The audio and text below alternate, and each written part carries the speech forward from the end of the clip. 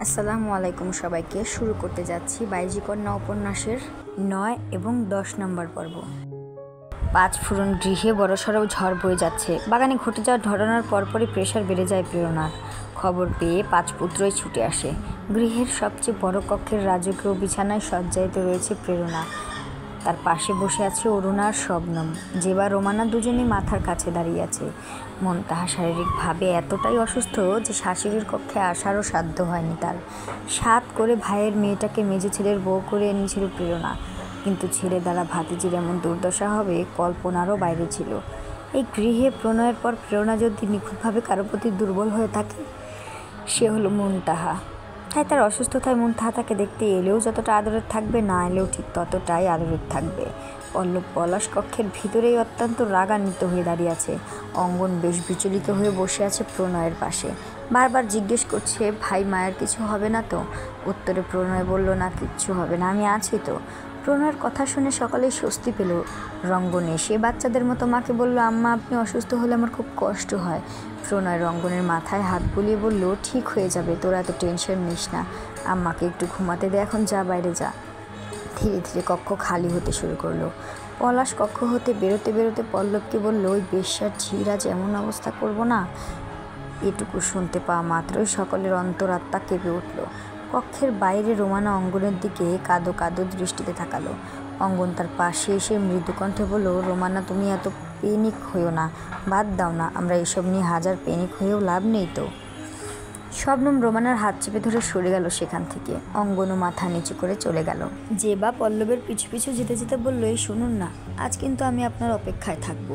পলাশ মুখটা বিকৃত করে জেবার দিকে তাকিয়ে সদর দরজার দিকে পা বাড়ালো। বিড়বিড় করে বলল, এই ন্যাকার ঘরের ন্যাকাকে ভাই কেমনে সহ্য করে?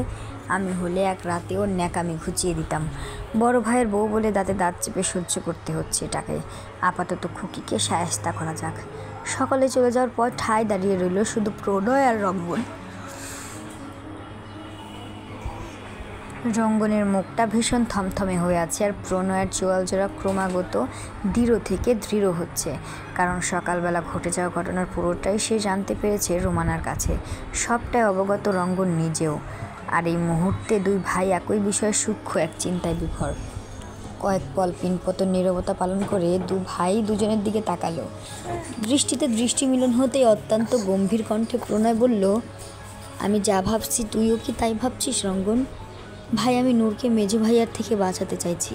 মেয়েটা নিরপরাধ। স্বস্তির শ্বাস ছাড়ল প্রণয়। তার মানে ওই বাইজি কন্যার প্রতি অন্যায় হবে এই ভাবনা শুধু তার একার নয়, রঙ্গনও একই কথা ভাবছে। যাক, তার এক ভাই অন্তত ন্যায়ের কথা ভাবছে। রঙ্গনকে ইশারা করে আবারও মায়ের কক্ষে প্রবেশ করল প্রণয়। সেখানে অরুণাও ছিল। দুই মায়ের সঙ্গে দু ভাই বেশ অনেকটা সময় আলোচনা করে এক ভৃত্যকে দিয়ে পলাশকে ডেকে পাঠালো। তারপর মায়ের কঠোরতায় দমে যেতে বাধ্য হলো পলাশ। কিন্তু এসবের পেছনে যে প্রণয় এবং রঙ্গন রয়েছে ঘুণাক্ষরেও টের পেল না। কারণ প্রণয় ইতিমধ্যেই হাসপাতালে চলে গেছে, রঙ্গনও নিশ্চিত মনে গৃহের বাইরে চলে গেছে। মায়ের ঘর থেকে বেরোনোর সময় পলাশের সামনে পড়ল শবনম। তাকে দেখেই পলাশ বলল, ভাবি জানি এই যাত্রায় ওই বেশ্যার বাচ্চা বাইচা গেল, কিন্তু চিন্তা করবেন না, ওর সঙ্গে আমি জবরদস্ত ফাইট করেই ছাড়বো। নারী জাতকে কীভাবে শায়েস্তা করতে হয় তাই পলাশ খুব ভালো করেই জানে। মাথায় দেওয়া ঘুমটা আরও লম্বা করে সামনে টেনে নিল শবনম। পলাশের কথায় বিন্দু শব্দ উচ্চারণ করল না সে, বরং তাকে পাশ কাটিয়ে নিঃশব্দে চলে গেল। পলাশ ঘাড় বাঁকিয়ে শবনমের যাওয়ার পানে তাকিয়ে রইল। ওষ্ঠকোণে দুর্বৃত্ত হাসি ফুটে বিড়বিড় করে আওড়ালো, জমিদার বাড়ির বড় বউ, তোমার দেমাক আছে বটে। শবনম রোমানার কক্ষে গিয়ে পলাশের বলা কথাগুলো বলতেই রোমানা শবনমকে জড়িয়ে ধরল। কাঁদতে কাঁদতে বলল, বড় ভাবি ভাইয়ারা এত নিষ্ঠুর কেন?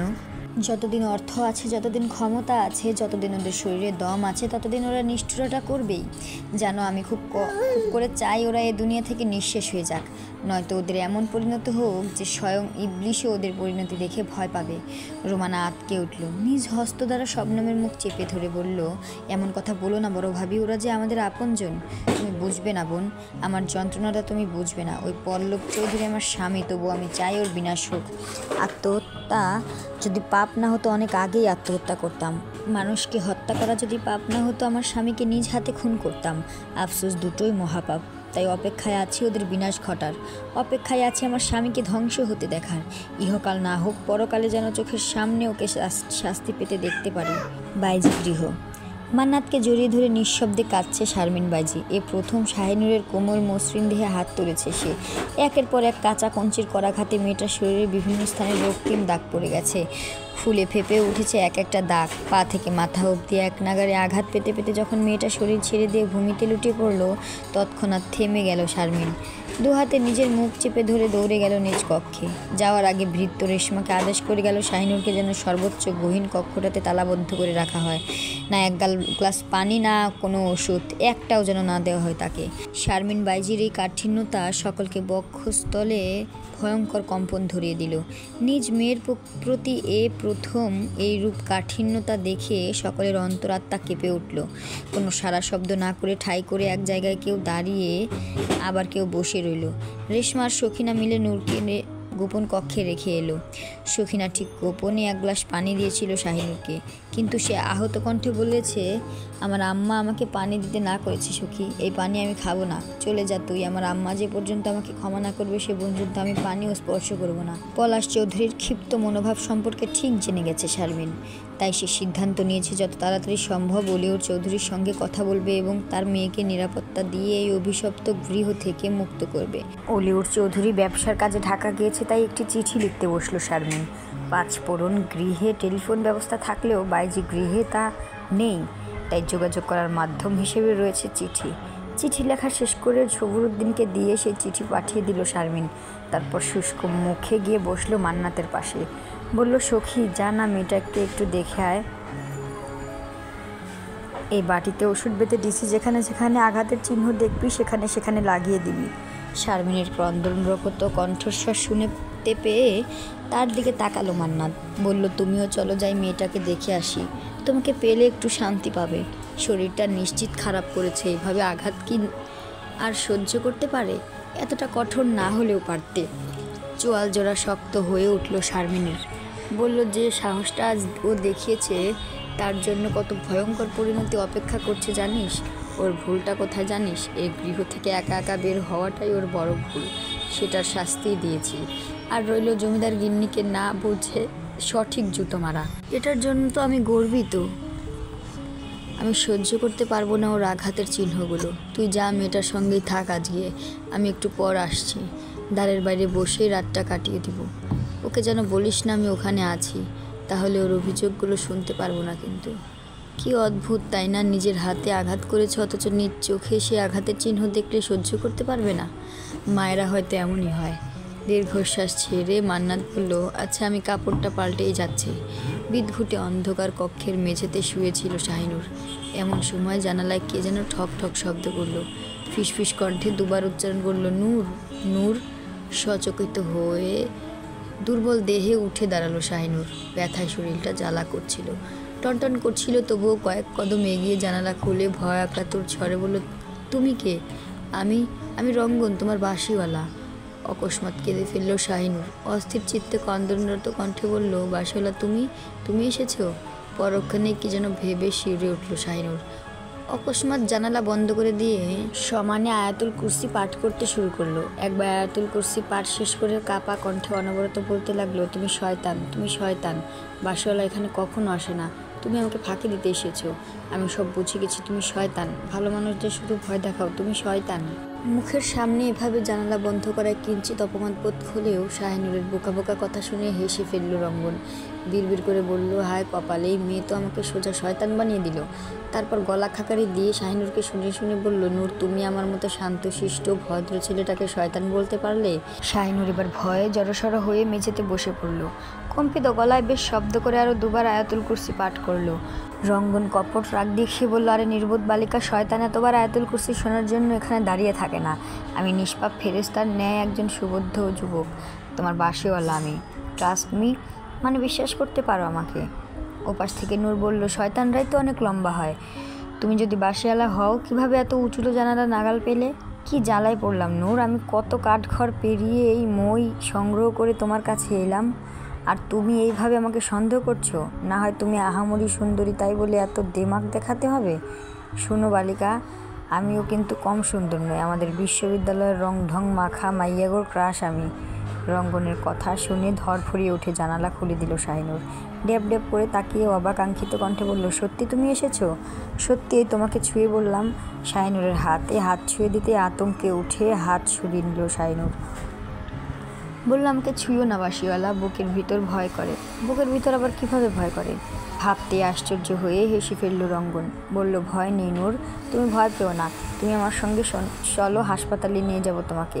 আমি সবুরউদ্দিনের কাছে সবটা শুনেছি। কি শুনেছ? তোমাকে তোমার আম্মা আজ খুব মেরেছে, তাই শুনেছি। চলো নূর, ডাক্তার দেখাতে নিয়ে যাব তোমাকে। এই আমার হাত ধরে নিচে নেমে এসো। আমি যাব না, আম্মা আবার আমাকে মারবে। আমি যাব না, তোমার আম্মা জানবে না নূর। এই এক্ষুনি যাব, এক্ষুনি আসবো। অদ্ভুত এক আত্মবিশ্বাস থেকে রঙ্গনের হাতটা শক্ত করে চেপে ধরল শাহিনুর। তারপর অতি সাবধানে নেমে গেল। রঙ্গন শাহিনুরের হাতটা সযত্নে মুঠো ধরে এগোতে লাগলো। শাহিনুর বলল, আমার খুব ভয় করছে বাসিওয়ালা। মুচকি হেসে রঙ্গন বলল, ভয় নেই নূর, আমার ভাইয়ার কাছে নিয়ে যাচ্ছি। অনেক বড় ডাক্তার সে, তোমার আঘাতের জায়গায় ওষুধ লাগিয়ে দেবে, সব আঘাত সেরে যাবে। দেখো। ঘন অন্ধকারে রঙ্গনের সাথে চলতে চলতে মিলিয়ে গেল শাহিনুর। এদিকে মান্নাত হারিকেনের আলো জেলে নূর নূর ডাকতে ডাকতে কক্ষে প্রবেশ করলো।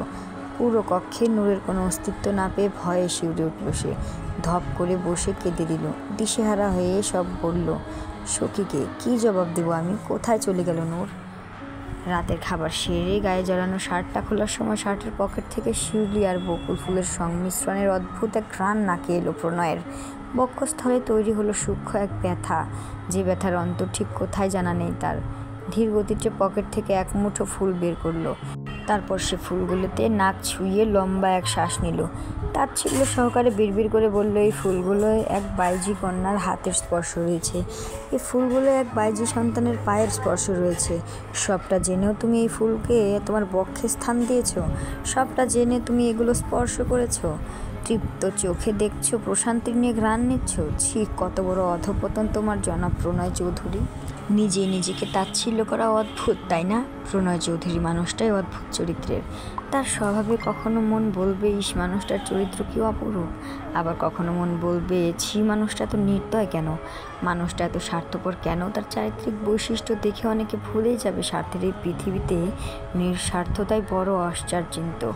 পাঁচফোড়ন গৃহ থেকে ফেরার সময় ফুলগুলো চোখে পড়ে প্রণয়ের। অন্তকোণে কঠিন ব্যায়ামও ধরেছে তার। ডাক্তারি বিদ্যা থাকায় অতি সহজেই মস্তিষ্ক ধরে ফেলেছে ব্যায়ামের উৎসর্গটি কোথায়। তাই তো কোনো দিক দ্বিধা না করে ভূমিতল থেকে ফুলগুলো তুলে নিয়ে এসেছে। প্রেমে দ্বিধা না থাকলেও দ্বন্দ্ব থাকবে, তাই প্রণয় দ্বিধা না রেখে দ্বন্দ্বের জন্য নিজেকে প্রস্তুত করছে। দীর্ঘ সময় ফুলগুলো হাতে নিয়ে চুপ হয়ে বিছানায় বসে আছে প্রণয়। কেমন একটা ঘোরের মধ্যে রয়েছে সে। চারিদিক যেন ঘুটঘুটে অন্ধকার, এক টুকরো আলোর খোঁজে বিভোর সে। সে আলোর নেশায় বক্ষস্থল এতটাই বেপরা হয়ে উঠল যে অস্ফুট স্বরে ওষ্ঠাধরে উচ্চারিত হলো, নূর। তারপরে অকস্মাৎ তার এক করাঘাতের শব্দ শুনতে পেল। হুঁশে ফিরে তড়িৎ গতিতে ফুলগুলো লুকিয়ে ফেলল প্রণয়। একটা ঢিলি ঢালা ফতোয়া পড়তে পড়তে দ্বারের বাইরে অজ্ঞাত ব্যক্তিকে উদ্দেশ্য করে বলল, কে? ভাই, আমি তাড়াতাড়ি দরজা খোলা, একজন রোগী নিয়ে এসেছে তোমার কাছে। হৃদয় কুঁচকে দরজা খুলল প্রণয়। সঙ্গে সঙ্গে ভেসে উঠল দুটো মুখ। নূরের নিষ্পাপ শুভ্র মুখশ্রী দৃষ্টিতে অকস্মাৎ সূর্যের তেজস্বী রশ্মির ন্যায় আঘাত হানল। সুঠাম দেহের শ্যামবর্ণীয় গুরুগম্ভীর মুখটা দেখা মাত্রই রঙ্গনের পিছনে লুকালো শাহিনুর। প্রণয়ের দৃষ্টি এবার রঙ্গনের দিকে চলে গেল। চোয়াল জোড়া শক্ত হয়ে উঠল দৃঢ়। প্রচণ্ড ক্ষোভের সঙ্গে প্রশ্ন করল, এসবের অর্থ কী? সবটা বলছি ভাই, আগে তো ভিতরে যেতে দাও। এটুকু বলে রঙ্গন পিছন ঘুরে নূরের হাত চেপে ধরল। বলল, নূর ভয় পেও না, ভাইয়া খুব ভালো, ভিতরে চলো। রঙ্গনের কথা শুনে শাহিনুর ভয়ে আড়ষ্ট হয়ে রঙ্গনের হাতের আঙ্গুলের ফাঁকে আঙ্গুল গুজে দিয়ে শক্ত করে ধরল। প্রণয়ের দৃষ্টি থেকে নিজেকে আড়াল করার জন্য বারে বারে রঙ্গনের পিছনে থাকার চেষ্টা করতে লাগলো। প্রণয়ের দৃষ্টি দুটো হাতের এক হয়ে যাওয়া দৃষ্টিতেই আটকে রয়েছে। তার নয়নজোড়ায় বিস্ফোরণের বিন্দু চিহ্নও পাওয়া গেল না। তবে বক্ষস্থলে প্রলয় শুরু হয়ে গেল। ক্ষণকাল বাকরুদ্ধ থেকে বলল, ভিতরে আয়। প্রশস্ত হেসে শাহিনুরকে নিয়ে ভিতরে প্রবেশ করল রঙ্গন। শাহিনুরের ধীরতা নম্রতায় প্রণয়ের মুগ্ধতা কতটুকু এলো জানা নেই, কিন্তু ভীতিগ্রস্ত একজোড়া চোখে রঙ্গনের প্রতি অগাধ ভরসার পুরোটাই আজ করতে পারল। বিনিময়ে অষ্টকোণে ফুটে উঠল বাঁকা হাসি। যে হাসিটুকু আড়াল করে শাহিনুরের দিকে দৃঢ় দৃষ্টি নিক্ষেপ করলো। দৃষ্টি তার দিকে আবদ্ধ করে রঙ্গনকে প্রশ্ন করলো, সমস্যা কি? রঙ্গন শাহিনুরকে ডিভানে বসালো। তারপর শাহিনুরকে শারমিনের আঘাতের কথা ব্যক্ত করে চিকিৎসা দিতে বলল। প্রণয় ধীর গতিতে বার কয়েক পায়চারি করলো। তারপর ওদের মুখোমুখি চেয়ার টেনে এক পায়ের উপর আরেক পা তুলে বসলো। রঙ্গনকে আদেশ করলো, ও ঘরে চিকিৎসা বাক্স রয়েছে, নিয়ে আয়। রঙ্গন উঠতে নিলে শাহিনুর রঙ্গনের একটি হাত চেপে ধরল। চোয়াল জোড়া কঠিন থেকে কঠিনতর হয়ে উঠল প্রণয়ের। রঙ্গন আমতা করে প্রণয়কে বলল, মেয়েটা ভীষণ ভয় কাতুরে ভাইয়া। চোখ বুজে লম্বা শ্বাস ছাড়ল প্রণয়। বলল, ওকে বল এখন কোনো বাঘ ভাল্লুক নেই। শাহিনুরকে বুঝিয়ে রঙ্গন ভিতরের রুমে চলে গেল। রঙ্গন যাওয়ার সাথে সাথেই উঠে দাঁড়ালো প্রণয়। ক্রোধে শরীর রিরি করছে তার। কোনো ক্রমেই নিজেকে নিয়ন্ত্রণ করতে না পেরে শাহানুরের সম্মুখে এক লাথিতে এপাশ থেকে চেয়ারটা ওপাশে নিয়ে ফেলল। তীব্র ভয়ে জড়সড় হয়ে বসে কেঁদে ফেলল শাহিনুর। রঙ্গন চিকিৎসা বাক্স নিয়ে ছুটে এলো। বলল, কি হয়েছে ভাই? কি হয়েছে মানে? এই মেয়েকে কিভাবে চিকিৎসা দেবো আমি? জমের মতো ভয় পাচ্ছে আমাকে। তুই ওকে স্বাভাবিক কর, আমি আসছি। এটুকু বলেই বেডরুমে চলে গেল প্রণয়। রঙ্গন জানে তার এই ভাই কতটা বদমেজাজি, তাই তেমন কোনো সন্দেহ করলো না, বরং শাহিনুরকেই বোঝাতে লাগলো। কয়েক মিনিটের মধ্যে ফিরে এলো প্রণয়, হাতে এক কাপ দুধ চা আর এক গ্লাস পানি। রঙ্গনের দুধ চা প্রিয়, তাই রঙ্গনকে বলল, তোর চা, তুই বরং ওখানে গিয়ে রিল্যাক্স হয়ে চা খা, আমি রোগীর অবস্থা দেখি। রঙ্গনের হাতে চায়ের কাপ দিয়ে পানির গ্লাস শাহিনুরের দিকে ধরলো। বলল, আমি খুব ভয় পাচ্ছ, পানিটা খেয়ে নিজেকে স্বাভাবিক করে নাও। রঙ্গন স্বস্তির নিঃশ্বাস ছেড়ে চেয়ারে গিয়ে বসলো। প্রণয় গিয়ে শাহিনুরের পাশে বসে শাহিনুরকে পানি খেতে বলল। শাহিনুর সত্যি ঢকঢক করে পানি পান করলো। প্রণয় পানির গ্লাস নিজ হাতে নিয়ে ট্রি টেবিলে রেখে শাহিনুরের দিকে চেপে বসে শাহিনুরের কাঁধে হাত রাখলো। সঙ্গে সঙ্গে ভয়ে নিজেকে গুটিয়ে নিল শাহিনুর। প্রণয় বলল, আমি একজন ডক্টর, আর ডক্টরের কাছে কোনো রোগীরই লজ্জা রাখা উচিত নয়। লজ্জা শরম বিসর্জন দিয়ে আমার কাছে আসতে হবে। প্রণয়ের দিকে দুর্বল দৃষ্টিতে তাকালো শাহিনুর।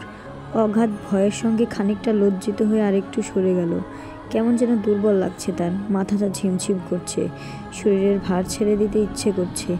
বাঁশিওয়ালাকে কি বলবে তাকে বাইরে গৃহে নিয়ে যেতে? এটুকু ভেবে রঙ্গনের দিকে তাকালো, কিন্তু রঙ্গন কোথায়? সে তো এখানে নেই।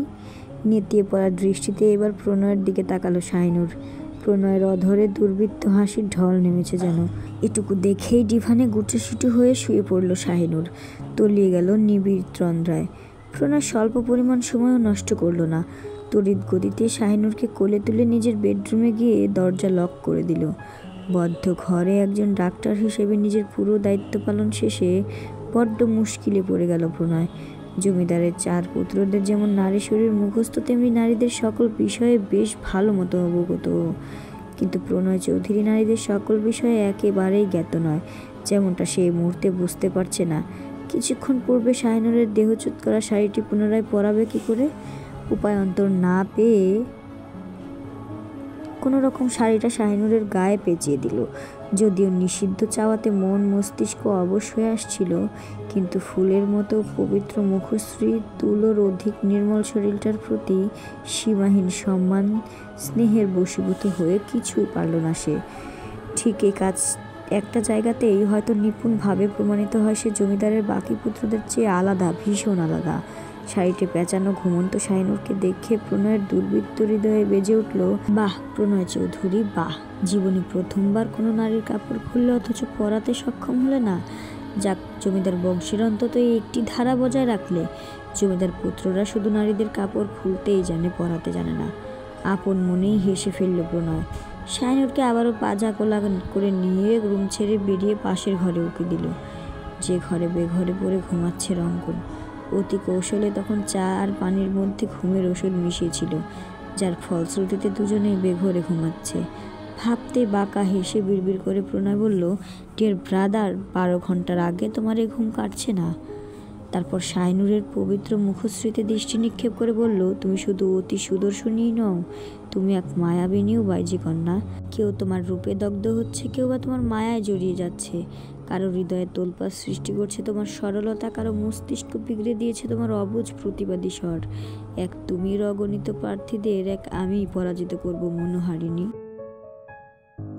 তাহলে আজকে এ পর্যন্ত, দেখা হচ্ছে আগামী পর্বে। ততদিন ভালো থাকুন, সুস্থ থাকুন। আসসালামু আলাইকুম সবাইকে।